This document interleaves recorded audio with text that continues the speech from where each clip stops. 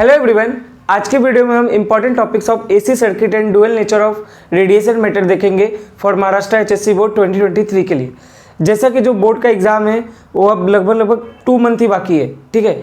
तो बहुत लोगों का प्रिपरेशन हुआ है, बहुत लोगों का प्रिपरेशन नहीं भी हुआ है, ज़रा भी नहीं हुआ है, या कुछ लोगों का बहुत कम हुआ है किसी रीज़न से, ठीक है। तो ये वीडियो आपके लिए ही है। इस वीडियो में मैं आपको AC circuit and dual nature के इम्पोर्टेंट टॉपिक्स बताऊंगा जिसके आने के बहुत ज़्यादा चांसेस है बोर्ड में, ठीक है। इसके अलावा मैंने ऑलरेडी पिछले 10 चैप्टर जो है फिजिक्स के, उसका मैंने इंपॉर्टेंट टॉपिक ऑलरेडी बता दिया है, तो आप जाके प्लेलिस्ट में उसको देख सकते हैं, ठीक है। इसके अलावा आगे के वीडियोज़ में मैं आपको केमिस्ट्री एंड बायो के भी इंपॉर्टेंट टॉपिक्स बताऊँगा चैप्टर वाइज, और जो फिजिक्स के आगे भी 2 चैप्टर बचे उनका भी बताऊंगा, ठीक है। तो आप चैनल को सब्सक्राइब कर दो, बेल नोटिफिकेशन बटन दबा दो ताकि आपको सारा इंपॉर्टेंट टॉपिक मिलता रहे, कोई भी वीडियो आपसे मिस ना हो, ठीक है। अब अगर बात करें फिजिक्स के पेपर का, तो फिजिक्स का जो पेपर होता है कितने मार्क्स का होता है? 70 मार्क्स का, ठीक है। उनमें से अगर आप ऑप्शन लेके देखेंगे तो 98 मार्क्स का पूरा पेपर होता है, ठीक है। अब अगर आप इस 98 मार्क्स में डिस्ट्रीब्यूशन समझेंगे तो 60 मार्क्स का थ्योरी होता है और 38 मार्क्स का न्यूमेरिकल होता है। तो क्या न्यूमेरिकल छोड़ के जाना चाहिए फिजिक्स में? नहीं, बिल्कुल भी नहीं। तो पूरा न्यूमेरिकल करना चाहिए या थोड़ा न्यूमेरिकल करना चाहिए? देखो, सबसे पहले तो आपको न्यूमेरिकल कहाँ से करना है वो सुनो।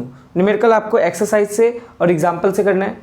एटलीस्ट एक्सरसाइज एंड एग्जाम्पल से जो इंपॉर्टेंट टॉपिक्स के न्यूमेरिकल है वो आप जरूर करके जाएँ, ठीक है। और न्यूमेरिकल कहीं एक्स्ट्रा करना भी नहीं, क्योंकि बोर्ड में जो न्यूमेरिकल्स आते भी है ना, वो as it is exercise and example के जो न्यूमेरिकल्स है ना, उनके एज इट इज़ स्टेटमेंट छप के आते हैं। इवन कभी कभी तो वैल्यू भी सेम ही रहता है। तो आपको न्यूमेरिकल बहुत ही अच्छे से करना है, न्यूमेरिकल छोड़ के बिल्कुल भी नहीं जाना है, ठीक है। अब मैं आपको एसी सर्किट का इंपॉर्टेंट टॉपिक बताता हूँ।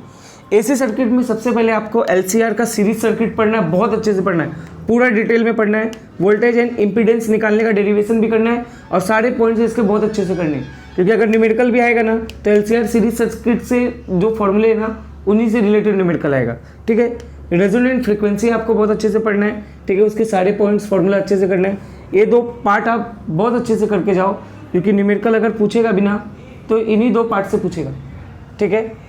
उसके बाद अगर मैं आपको बात करूँ कि रेजिस्टेंस हो गया, ठीक है, इंडक्टर हो गया, कैपेसिटर हो गया और एलसीआर सीरीज सर्किट, इसमें आपको मेनली रेजिस्टेंस का डेफिनेशन पढ़ लो, इंडक्टिव रिएक्टेंस का, कैपेसिटिव रिएक्टेंस का और इम्पीडेंस का।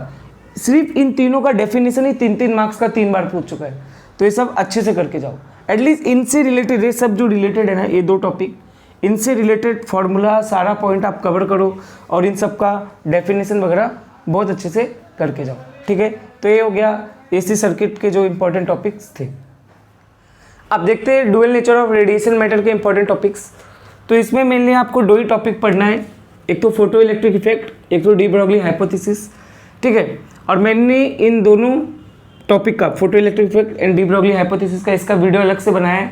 मुश्किल से आप जाके प्लेलिस्ट में देख सकते हो। मुश्किल से ये दोनों पार्ट आपको देखने में 1 घंटा 1.5 घंटा जाएगा, लेकिन आपका पूरा सब कुछ कवर हो जाएगा जो भी इंपॉर्टेंट है, ठीक है। तो वो आप प्लेलिस्ट में जाके देख सकते हो, या तो मैं इसको डिस्क्रिप्शन में नीचे डाल दूंगा, तो आप लिंक के थ्रू भी जा सकते हो, ठीक है। फोटो इलेक्ट्रिक इफेक्ट में आपको फोटो इलेक्ट्रिक इफेक्ट का definition, threshold frequency, threshold wavelength, maximum kinetic energy, stopping potential, इन सब का भी डेफिनेशन, साथ में फार्मूला भी, और सैचुरेशन करंट का डेफिनेशन। बस इतना ही करना है, ठीक है। और बेसिक इनके एक लाइन के फॉर्मूले वो भी आप कर लो, और उससे रिलेटेड एमसीक्यू, जो भी एमसीक्यू रहेगा, जो भी न्यूमेरिकल रहेगा, आपसे तुरंत हो जाएगा, ठीक है। तो बहुत ही ईजी है, तो इसके न्यूमेरिकल बिल्कुल नहीं छोड़ के जाने का। तो आपको अच्छे से क्या पढ़ना है? Photo electric effect.